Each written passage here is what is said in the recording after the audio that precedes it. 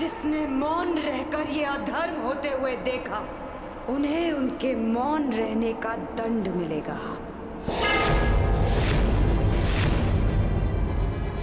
श्राप है ये अग्निसुता द्रौपदी का।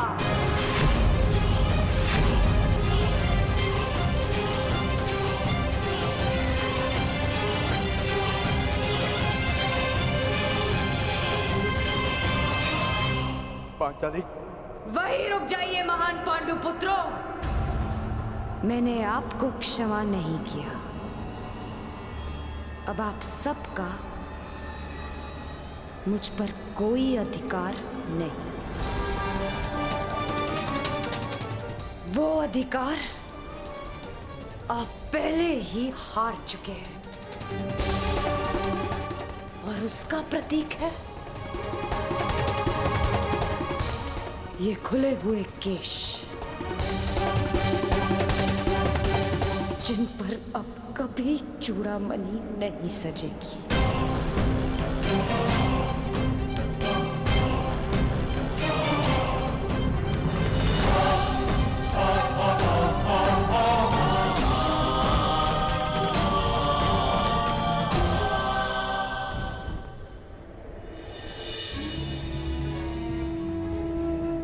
अपना जीवन दांव पर लगाकर स्त्री संतान को जन्म देती है।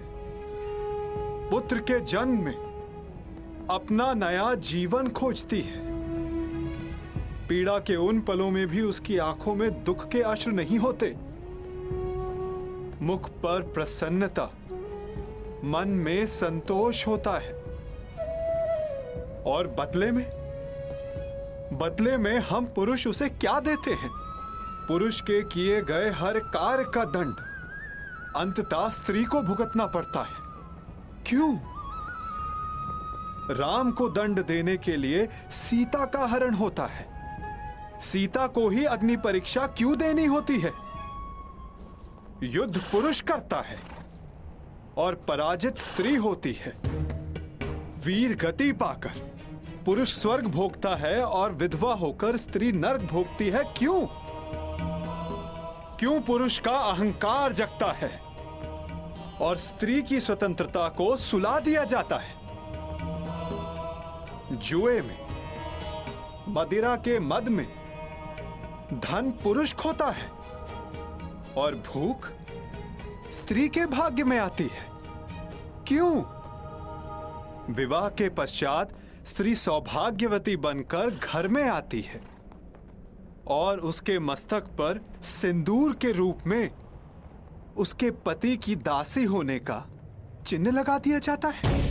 अपनी इच्छा से 100 पत्नियां रखने वालों को पराक्रमी समझा जाता है और दुर्भाग्यवश एक से अधिक विवाह करने वाली महिला को वैश्या कहकर पुकारा जाता है। क्यों?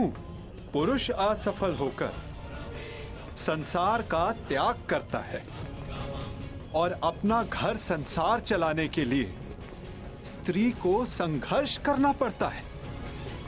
क्यों हम पुरुषों के हर दुष्कर्म का फल स्त्री को भुगतना पड़ता है?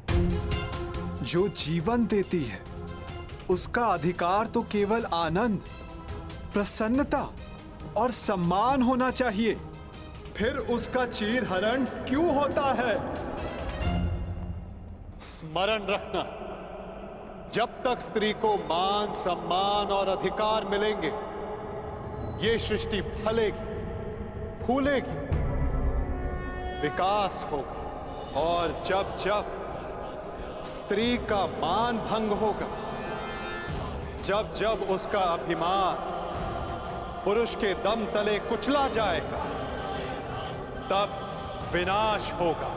हर बार एक नए रूप में एक महासंग्राम होगा, एक महाभारत होगा।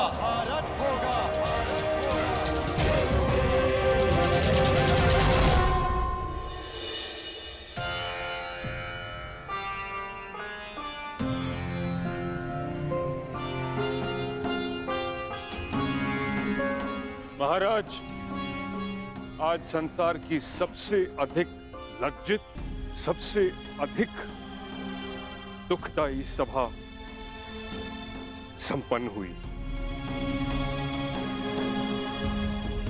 अब आज्ञा दीजिए। नहीं है आज्ञा।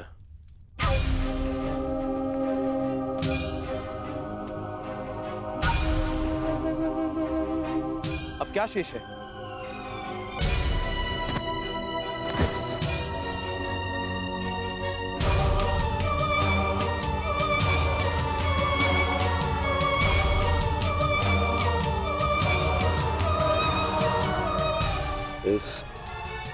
इस सभा को अभी अपने महाराज का पिंडदान देखना शेष है।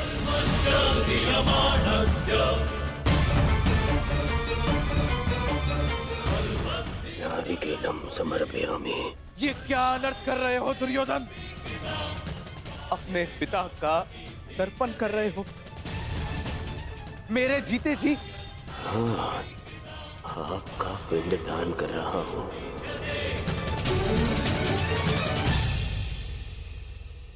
मैं आज से अनाथ हुआ पिताश्री। ये क्या मूर्खता है दुर्योधन?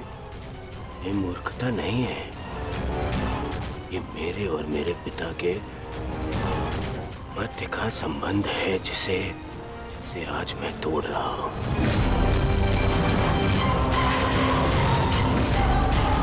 और आप इस संबंध से जुड़े हुए नहीं हैं, इसीलिए मौन रहिए पितामह। क्योंकि आज जो मेरे साथ हुआ उससे यही प्रतीत होता है कि मैं पिता विहीन हूं। एक पिता अपने संतान के लिए जीता है।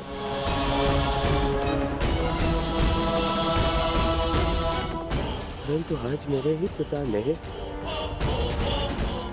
मेरे ही साथ इतना बड़ा अन्याय कर दिया। क्या अनर्थ प्रलाप कर रहे हो दुर्योधन?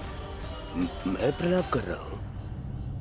एक सम्राज्ञी को द्यूत में दासी बना लेने पर इस सभा में सभी ने बहुत बड़ा चढ़ाकर कहा। सब मेरे विरुद्ध हो गए, परंतु मुझसे बिना किसी कारण के एक श्राप के भय से मुझसे इंद्रप्रस्थ छीन लिया गया, मेरा साम्राज्य छीन लिया गया। और इस अन्याय के कारक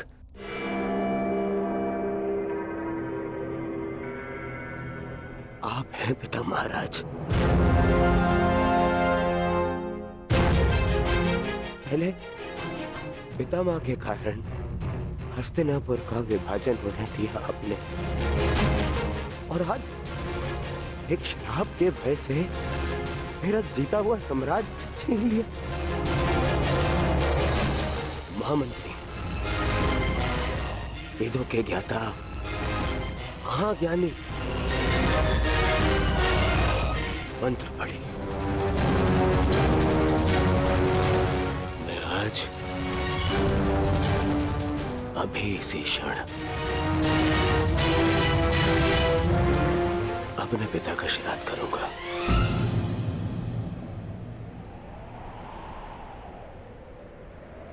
ऐसा मत कहो पुत्र, ऐसा मत कहो। मैं विवश हूं। मैं पांडवों का राज्य उन्हें लौटा चुका हूं पुत्र, परंतु ये श्राद्ध मैं सहन नहीं कर सकता पुत्र, सहन नहीं कर सकता। अब तुम्हारे त्राण के लिए मैं क्या करूं?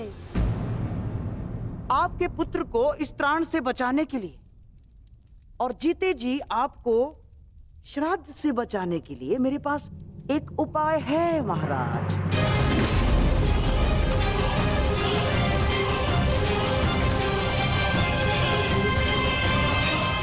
क्यों बंद हो रहा है?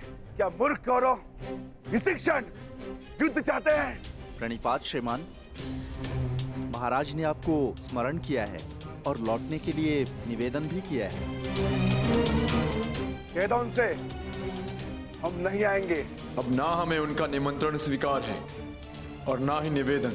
ये निवेदन नहीं है अनुज। यदि ये निवेदन होता तो द्वार इस प्रकार बंद नहीं होता। ये आदेश है। तुम्हें आदेश और ये द्वार दोनों तोड़ दूंगा।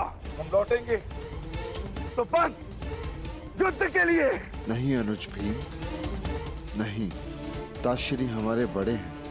यदि उन्होंने आज्ञा दी है तो हमें जाना होगा। ये आज्ञा नहीं है भ्राताश्री, जाल है और हमें इसमें नहीं फंसना है। पांचाली यहां से जा चुकी है, व्यथित है। हमें उसे संभालना है। हमें इंद्रप्रस्थ जाना होगा भ्राताश्री। ये जाल है तो भी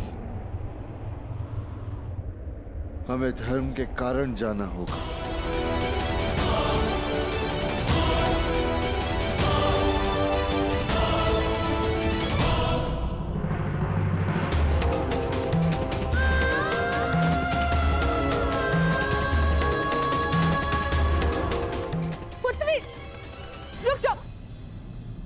इस अनर्थ का दंड अवश्य दिया जाएगा कौरवों को। यदि मन में क्लेश हो तो मुझसे बात करो, तुम्हारा मन हल्का हो जाएगा। परंतु इस तरह स्वयं को मत जलाओ। पांचन पुत्री, वहीं रुक जाइए माताश्री। ये द्वार मेरे और आपके मध्य की सीमा है, इसे पार मत कीजिएगा। पांचाली को एकांत चाहिए।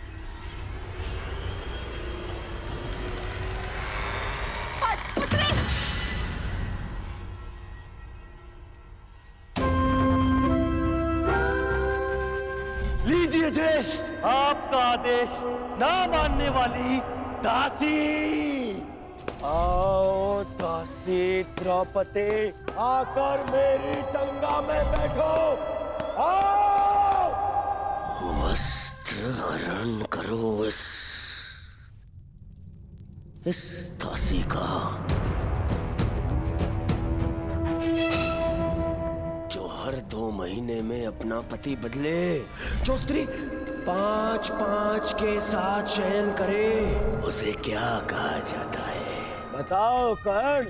शब्दकोश में 5-5 पुरुषों के साथ में संसर्ग करने वाली स्त्री को क्या कहते हैं? बोलो। क्या कहते हैं? क्या कहते हैं? क्या कहते हैं? क्या कहते हैं? क्या कहते हैं?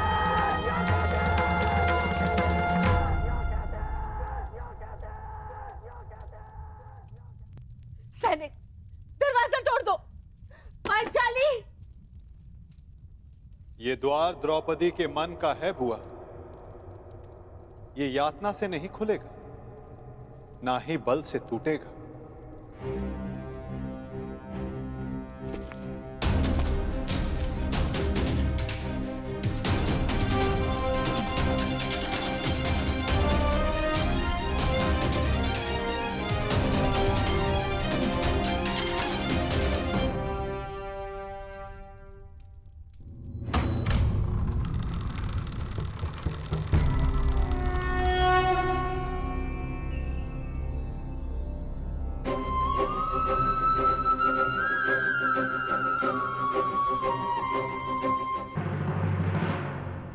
सखी,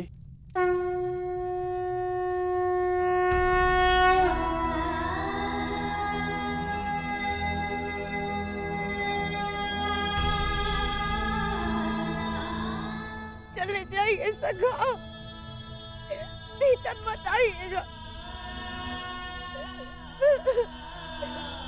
मैं मलिन हूँ। मलिन तो वो सोच है सखी जो तुम्हें मलिन समझे सखी, और मनुष्य तो भीतर से पवित्र होता है। तुम तो उस गंगा की भांति हो जो सबके पाप हरने के पश्चात भी मलिन नहीं होती। तुम पावनी पवित्र हो।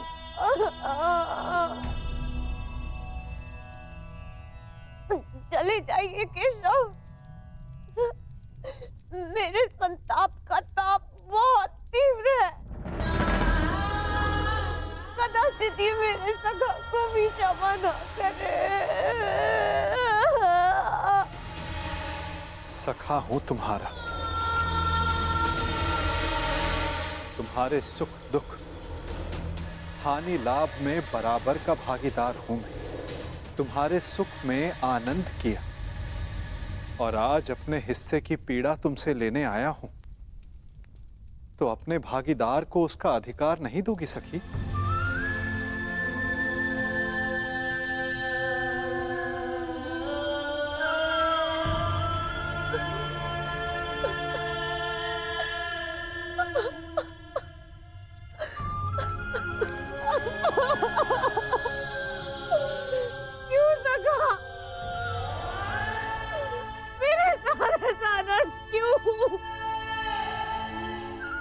नियति ने मुझे ये सम्मान के लिए क्यों चुना? सका क्यों?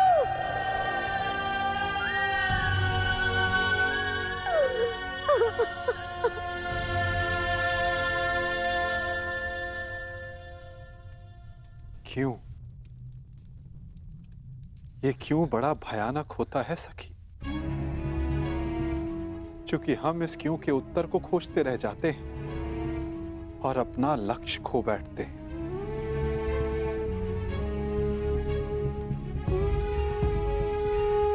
वो बालक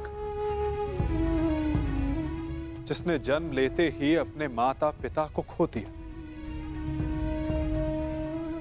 जिसने जन्म की प्रथम रात्रि को मां का आलिंगन नहीं मिला,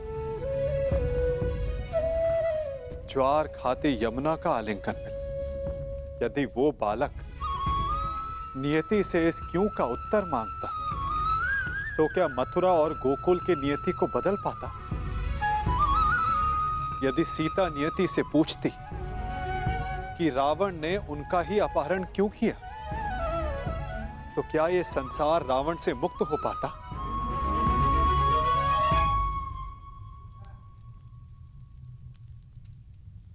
जो कल बीत गया सखी, यदि उसका दुख वर्तमान में मनाओगी तो अपने भविष्य को खो बैठोगी।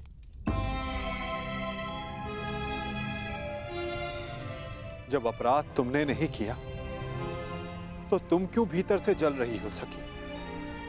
उन्हें जलने दो जिन्होंने ये पाप किया है। तो मार्ग बताइए सखा,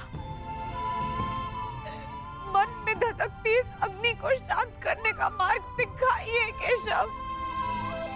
क्षमा कर दो, क्षमा कर दो सखी। मन में प्रतिशोध नहीं, न्याय का विश्वास जगाओ। जब तक मन में प्रतिशोध रहे तब तक न्याय को आने का मार्ग नहीं मिलेगा सखी। क्या प्रतिशोध लेना न्याय नहीं है सखा? नहीं सखी,